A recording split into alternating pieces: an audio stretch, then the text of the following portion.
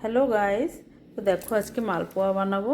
এই যে তার জন্য নিয়েছি যে এক বাটির একটু কম সুজি আর সমান মাপেরই যা যা নেব সেগুলো দিয়ে আজকে মালপোয়াটা বানাবো। আর এই যে এখন নেব ময়দা।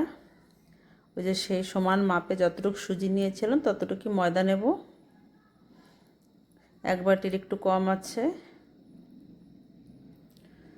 এই যে ময়দা নিলাম। আর নেব আমি চাউল ভিজিয়ে রেখেছিলাম 2-3 ঘন্টা আগে, ওই এক বাটি চাউল। সে চাউলটা এখন মিক্সিতে বেটে নেব।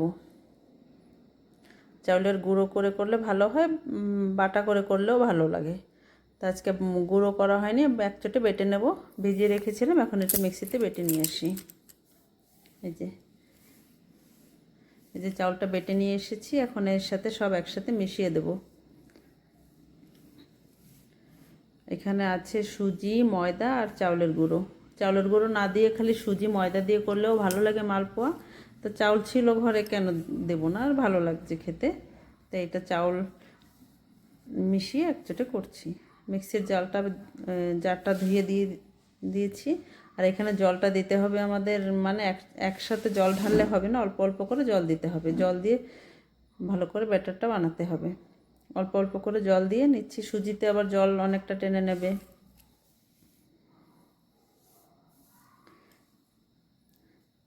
এটা এখন ভালো করে মিশিয়ে নিতে হবে।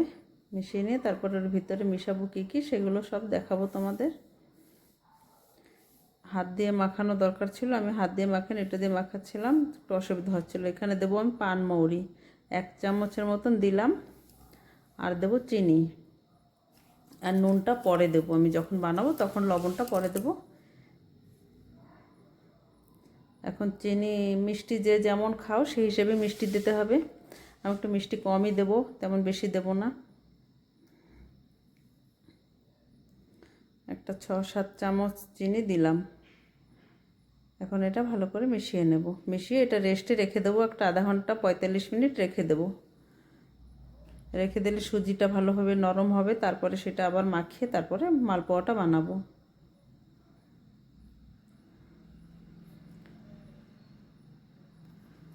যে এখন গোলানো হয়ে গেছে, এখন এইভাবে রেখে দেবো আমি আধা ঘন্টার জন্য।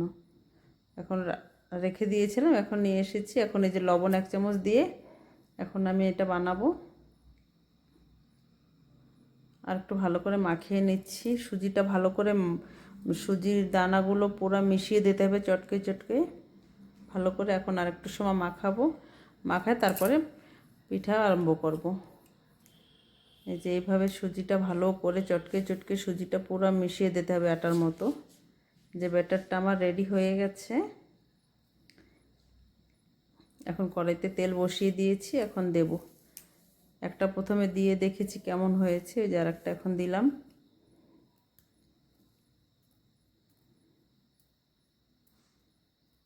এখন এটা ধীরে ধীরে ভাজতে হবে। এটা বেশি জাল দিয়ে ভাজলে হবে না, আর তেল অত গরম, বেশি গরম তেলের ভিতর দিলে হবে না। তেলটা একটু অল্প গরম থাকবে সের ভিতর দিতে হবে। যে দেখো কত সুন্দর হয়েছে, মুচমুচে হয়ে গেছে, ফুলে পুরা গুপচুপের মতন গোল গোল লাগছে। যে 2-3টা ভাজা হয়ে গেছে।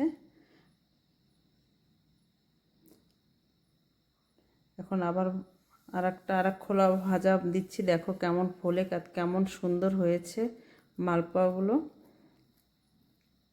একদম পুরীর মতন, গুপচুপের মতন ফুলে ফুলে উঠছে পুরা। একটা একটা করে ভাজলে অনেক সময় লেগে যাবে, ওই জন্য কড়াই বড় আছে তো আমি 3-4টা করে একসাথে বসিয়ে দিয়েছি। এখন শীত আসছে, শীতে মাঝে মাঝে পিঠে খাওয়া হবে। আমার আজকের থেকে আরম্ভ হয়ে গেছে পিঠা বানানোর রেডি। আজকে প্রথম করলাম, এখন মাঝে মাঝেই করব। দেখো পুরো গুপচুপ হয়ে গেছে ফুলে।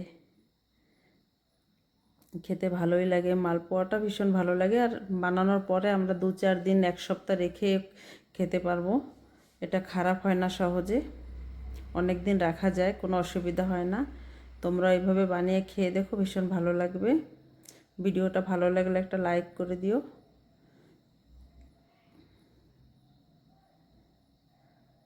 দেখো কত সুন্দর হয়েছে। আমাদের ঘরে আমার বাচ্চারা আর কোনো পিঠা খায় না, এই মালপোয়াটা করলে এরা একটু ভালো খায়। আর এত রকমের পিঠা আমাদের বাঙালিদের আছে, কোনো পিঠা ওরা মুখ দেবে না, খাবে না। ওদের জন্য ব্যাস এই মালপোয়াটা একটু ওদের প্রিয় পিঠা, এটা একটু মাঝে মাঝে বানাতে হয় আমার।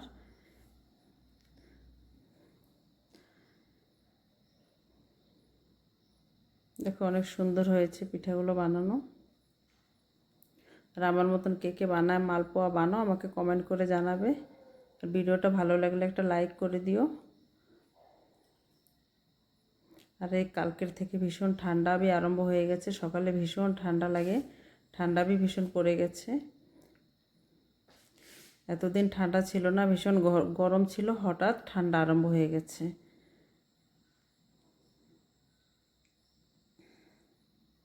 এই যে আমার পিঠা বানানো হয়ে গেছে এক গামলা, কে কে খাবে চলে এসো আমাদের ঘরে। আজকের মতন এইখানে রাখি, সবাই ভালো থেকো।